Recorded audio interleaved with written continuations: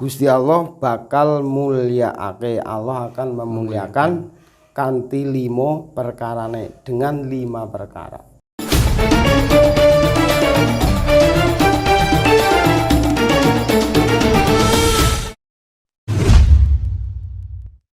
Assalamualaikum warahmatullahi wabarakatuh. Waalaikumsalam warahmatullahi wabarakatuh. Pada para pemirsa semuanya, para subscriber kami yang setia dan pengunjung setia kami yang budiman, dan semoga dalam lindungan Allah Subhanahu wa taala. Amin amin ya rabbal alamin. Kembali di channel Hadis Within Design dalam sesi kabar kajian bareng. Baik, kali ini sudah hadir narasumber kita, ada beliau Ustadz Amin Syarifuddin. Assalamualaikum Ustadz. Waalaikumsalam warahmatullahi wabarakatuh. Sehat? Alhamdulillah. Alhamdulillah. Sehat. Baik, sebelum pembahasan ini dimulai, terlebih dahulu mari kita panjatkan puji syukur kehadirat Allah Subhanahu wa taala yang telah melimpahkan rahmatnya kepada kita semuanya. Tidak lupa juga sholawat serta salam semoga senantiasa tetap tercurahkan kepada baginda Nabi Muhammad sallallahu alaihi wasallam. Pada kesempatan kali ini kita akan membahas syair puji-pujian, ya. Pokoknya di sini kita akan mengkaji bersama, belajar bersama, membahas bersama syair puji-pujian yang sudah kami upload sebelumnya. Ada syair pujian Jawa dengan judul Sopo Ngrekso Solate, yang artinya dalam bahasa Indonesia adalah siapa saja yang menjaga sholatnya. Siapa yang menjaga sholatnya. Baik, sebelum masuk pada pembahasan, boleh terlebih dahulu untuk dibacakan syairnya, boleh sebait saja, seperti itu Ustaz. Ya. Silahkan. Bismillahirrahmanirrahim. Allahumma sholli wa sallim ala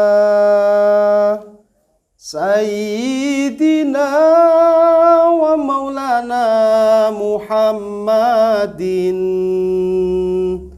adada ma fi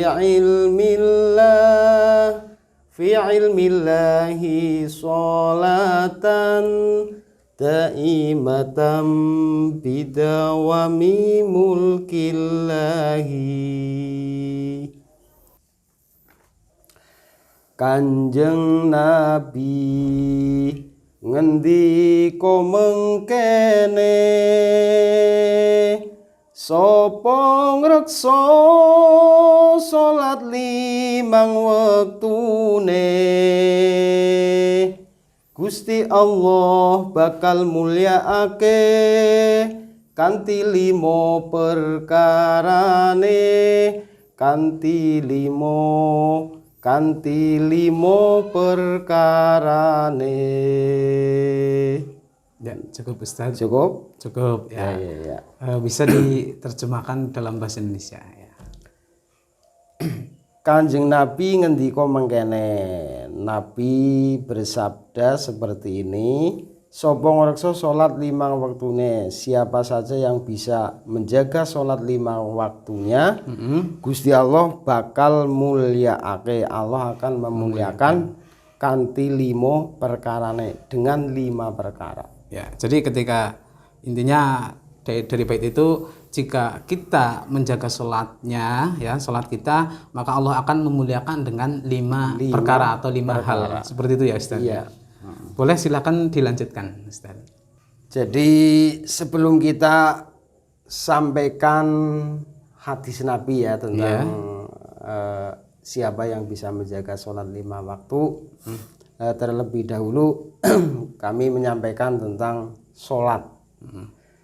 Sholat itu memang merupakan ibadah mahdhoh, ya, ibadah yang pokok, langsung berhubungan dengan Allah Subhanahu wa taala. Dan di dalam Al-Quran biasanya tentang sholat itu diawali dengan kalimat aqimus sholah, dirikanlah kalian sholat. Atau yang lain, dalam ayat yang lain disebutkan aqimis sholah, artinya dirikanlah sholat. Ya, memang ketika kita membaca Al-Quran sering itu memang dengan kata aqimus sholah atau aqimis sholah. itu artinya adalah dirikanlah sholat. Nah ini bagus Ustaz. Ini menjadi suatu pertanyaan. Kenapa kok tidak ya? Tidak dengan kata lakukanlah atau kerjakanlah. Nah mungkin dalam bahasa Arab bisa if'al, nah, if'alus sholah. Nah, kenapa kok pakai aqimus sholah seperti itu? Mohon bisa dijawab Ustaz. Ya jadi artinya memang sholat tidak hanya sekedar dilakukan, tapi dengan kata aqomus sholah, aqimi sholah. Tidak hanya sekedar dilakukan, harus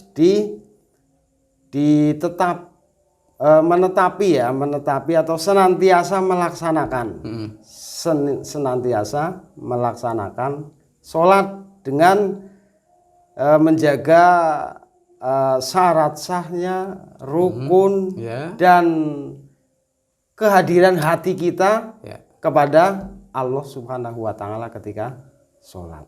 Jadi itu makna dari lafal aqimu ya seperti itu ya, bukan pakai lafal if'alu seperti itu ya. Jadi pakai kata dirikanlah sholat. Atau bisa mungkin seperti ini Ustaz ya. Kalau tidak salah apa bisa diartikan bahwa sholat itu tidak hanya sekedar yang melakukan, tapi ya itu tadi yang dikatakan, jadi penuh perjuangan ya dengan memenuhi syarat dan rukun sholat itu sendiri seperti itu Ustaz. Iya begitu.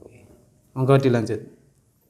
Dan dalam ayat yang lain juga ada perintah menjaga sholat. Menjaga sholat. Ya disebutkan dalam surat Al-Baqarah ayat 238. Hafidhu ala sholawati wa sholatil wusta wa qumu lillahi qanitin. Ya, gitu.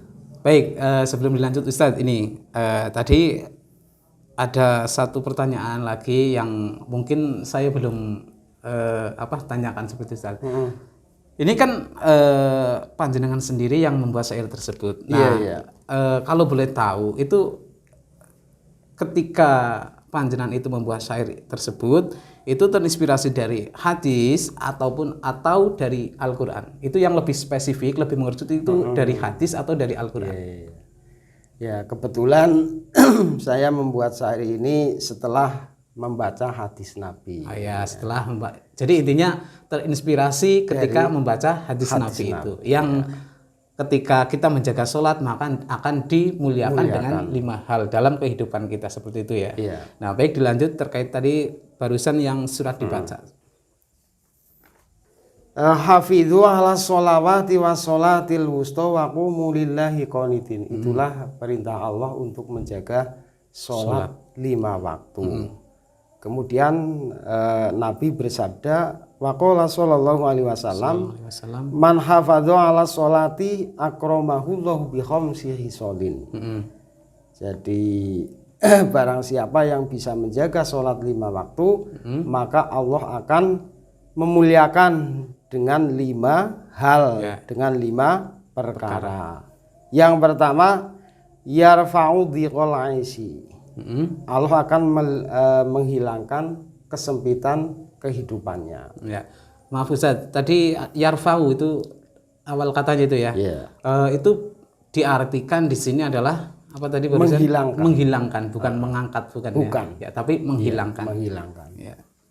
Menghilangkan apa tadi Ustaz? Menghilangkan kesempitan kehidupan. Ya, kesempitan dalam hidupnya lah ya. Baik. Atau orang tersebut akan dimuliakan dengan diberi rizki yang mudah, yang luas. Ya intinya dalam kehidupan kita itu diberi kemudahan dalam segala urusannya seperti itu ya. Dengan kita menjaga sholat 5 waktu tentunya ya. Lanjut monggo. Kemudian yang kedua, bagi orang yang bisa menjaga sholat 5 waktunya, yaitu wa'adzabal qabri. Allah akan menghilangkan siksa kuburnya. Yang mana harus kita imani bahwa besok dalam kubur itu memang ada nikmat dan ada azab atau siksa ya. Ya. Dan buktinya Nabi mengajarkan doa kepada kita. Bukti bahwa di dalam kubur itu ada siksa dan ada Siksa, nikmat seperti ada itu. nikmat. Iya. Nabi mengajarkan Allahumma inni a'udzubika min adzabil qabri Wa min adzabinnar wa min adzabinar. wa min fitnatil mahya wal mamat Iya. dan seterusnya. Itu kalau tidak salah di bacaan di doa dalam tasyahud akhir seperti itu, Ustaz. Betul ya, betul itu. Jadi Nabi mengajarkan doa tersebut, Allahumma inni a'udzubika min adzabil qabri. Allahumma ini, ya Allah, saya minta dijaga, a'udzubika, dijaga min adzabil qabri, dari siksa kubur. Kemudian di dalam kubur juga ada nikmat. Mereka ya orang-orang mukmin, para ulama, aulia, terus kemudian terutama yang berperang mati di jalan Allah, itu mereka dalam kubur akan diberi nikmat, diberi rizki oleh Allah. Seperti yang disebutkan dalam Al-Quran surat Ali Imran ayat 69, wala tahsabannal ladzina qutilu fi sabilillahi amwata. Jangan kau kira orang-orang yang mati berjuang di jalan Allah itu amwata, mereka mati dalam kubur, tapi bal ahyaun inda rabbihim yurzaqun. Tapi mereka sebetulnya itu masih hidup Masih hidup. Ya. Dan diberi rizki oleh Allah Subhanahu wa ta'ala. Itu terkait dua tadi, poin tadi itu bahwa bukti bahwa adanya siksa kubur dan adanya nikmat kubur. Ya, boleh ditegaskan lagi bahwa tadi yang barusan dijelaskan adanya siksa kubur itu tadi bukti bahwa Nabi itu mengajarkan doa kepada kita yang biasanya kita baca itu dalam tasyahud akhir. Seperti itu Ustaz ya. Allahumma inni a'udzubika min adzabil qabri. Nah, dengan adanya nikmat kubur itu barusan juga dalam surat apa tadi Ustaz? Ali Imran. Ali Imran yang dinyatakan di situ mereka orang-orang yang mati berperang di jalan Allah itu jangan kau kira itu mereka semuanya itu mati, tetapi mereka itu masih hidup, bahkan mereka itu diberi rizki oleh Allah di dalam kuburnya, seperti itu Ustaz. Iya. Monggo dilanjut. Kemudian yang ketiga, orang yang bisa menjaga sholat lima waktunya akan diberi kemuliaan oleh Allah. Wa yu'tihillahu kitabahu biyaminihi. Allah akan memberikan buku catatan amalnya dan mereka bisa menerima dengan tangan biyaminih, dengan tangan kanannya. Lah orang yang bisa menerima buku amal catatannya dengan tangan kanan itu ya tanda orang itu selamat untuk terus menuju sampai ke surga. Begitu. Dan di Al-Qur'an disebutkan fa'amman utiya kitabahu biyaminihi fasaufa yuhasabu hisaban yasira. Barang siapa yang bisa menerima kitabnya, buku catatan amalnya dengan tangan kanannya, maka mereka fasaufa yuhasabu hisaban yasira. Mereka akan dihisab dengan hisab yang ringan. Dengan hisab yang ringan. Kemudian wayang qolibu ila ahlihi masruro. Setelah mereka bisa menerima buku catatan amalnya dengan tangan kanan, mereka kemudian kembali ke kelompoknya. Wayang qolibu ila ahlihi masruro. Kembali ke kelompoknya dengan rasa yang sangat gembira. Semoga kita tergolong orang-orang yang seperti itu ya Ustaz. Amin, amin ya rabbal alamin. Itu tadi nomor 3 ya Ustaz ya. Ya. Jadi ketika kita bisa menjaga sholat 5 waktunya, kita akan menerima buku catatan amal ibadah kita selama di dunia, besok itu dengan menerima dengan tangan kanan seperti itu. Bahkan kita kembali dengan kelompok kita itu dengan rasa gembira. Seperti itu ya Ustaz.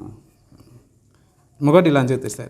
Kemudian yang keempat wayamuru ala siroti kalbarki.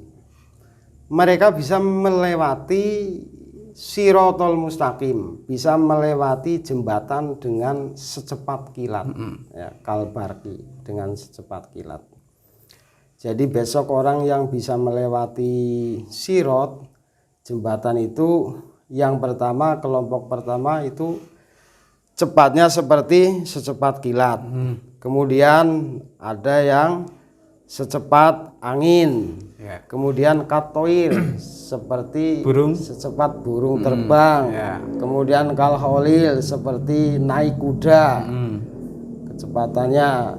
Dan kemudian ada yang lari dan ada yang berjalan. Dan seterusnya. Ya, ya. Baik, sebelum dilanjut mohon maaf Ustadz, ini ada yang perlu saya tanyakan tadi terkait dengan sirot itu tadi walaupun jembatan ya, tapi Iya. agar lebih bisa dipahami ya, untuk saya pribadi itu secara arti itu sirot itu apa seperti itu Ustadz? Atau bisa dijelaskan lebih luas lagi seperti itu masalah itu tadi sirot. Iya. Sirot itu artinya jalan. Jadi dalam bahasa Arab yang artinya jalan itu banyak kalimat. Misal yang pertama sirot itu tadi ya. Ya, sirot. Terus ada sabilun. Sama juga artinya jalan. Sama jalan. Sabilun juga jalan. Torikun juga jalan. Tapi kalau sirot memang ini bentuk jalan yang bebas hambatan. Ibarat kita dalam berjalan itu kan biasanya kita ya terkadang melewati jalan tol ya, bebas hambatan seperti itu. Iya. Itu gambaran di dunia seperti itu. Subhanallah. Jadi, bebas hambatan itulah tadi orang-orang yang bisa menjaga sholat 5 waktunya besok akan bisa melewati sirot jalan tersebut dengan secepat ya bebas hambatan lah pokoknya. Langsung beras tanpa sampai hambatan, tanpa rintangan. Iya begitu. Baik. Itu poin nomor 4 jika kita itu menjaga sholat 5 waktu kita. Bisa dilanjut atau mungkin ada tambahan lagi terkait tadi sirat Ustadz? Ya. Langsung nomor 5. Baik, nomor 5. Yang kelima, Allah akan memuliakan bagi orang yang bisa menjaga sholat 5 waktunya dengan wayadkhulul jannata bi ghairi hisabin. Mereka akan masuk surga tanpa hisab. Mohon maaf Ustaz, tanpa hisab. Hisab di sini artinya itu apa Ustaz? Hisab artinya dihitung, diteliti amalnya mereka ketika di dunia. Jadi besok semuanya amal ketika di dunia akan dihisab, akan diteliti oleh Allah Subhanahu wa taala. Jadi tahapan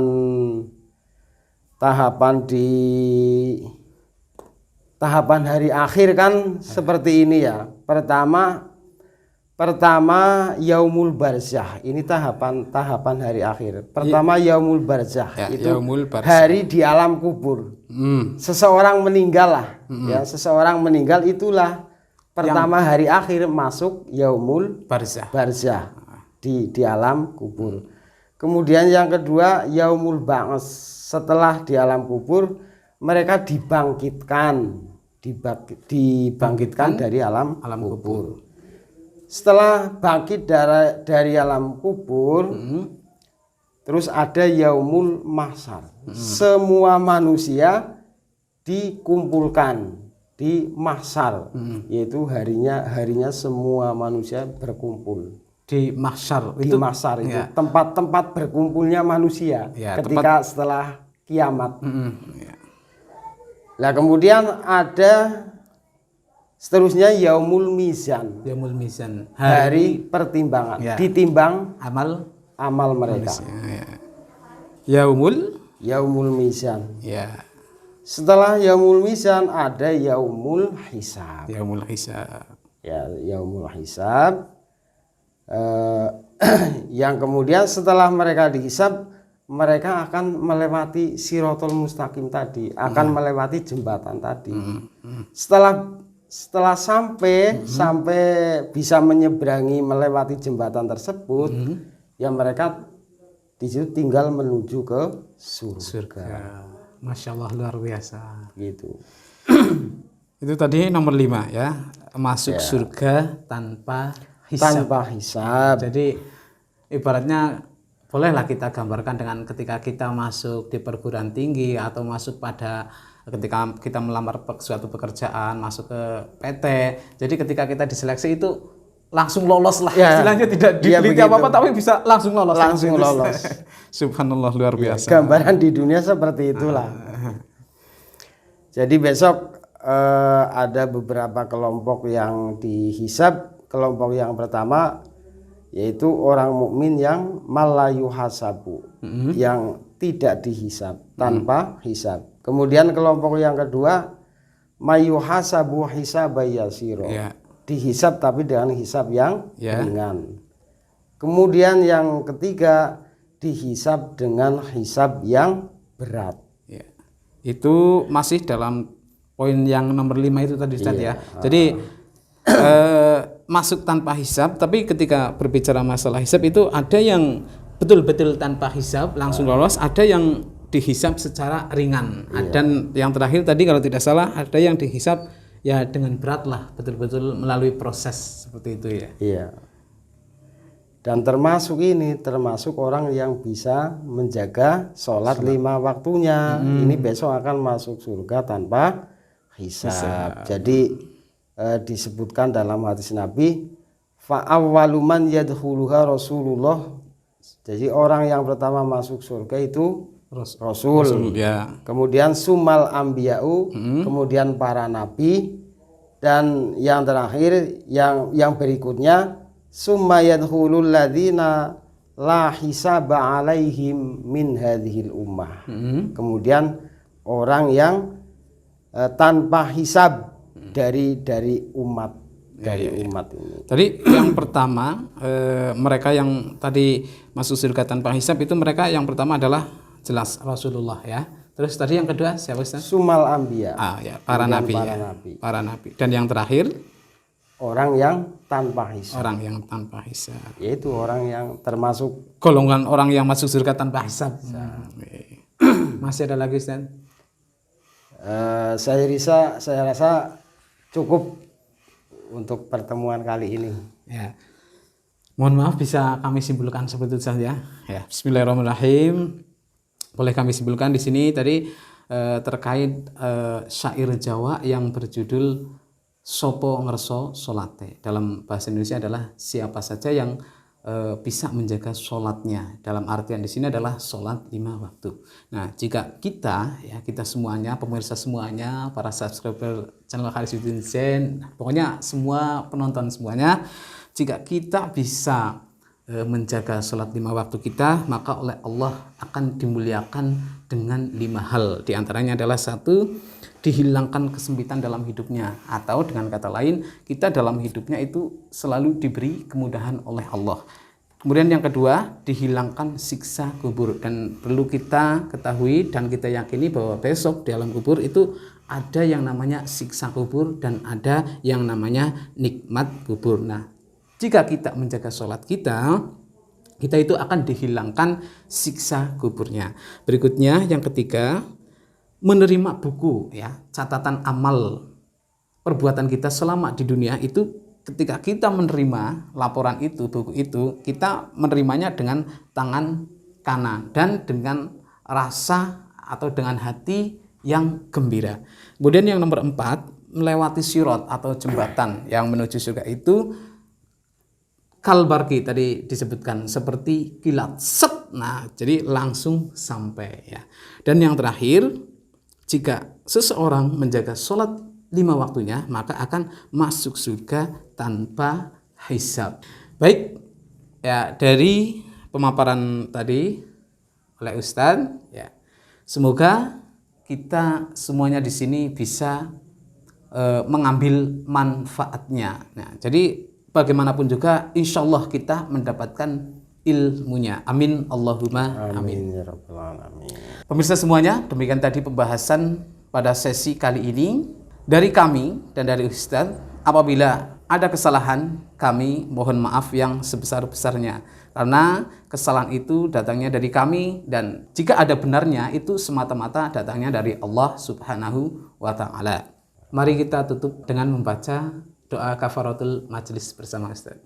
Bismillahirrahmanirrahim. Subhanakallahumma wa bihamdika asyhadu an la ilaha illa anta astaghfiruka wa atubu ilaik. Amin amin ya rabbal alamin.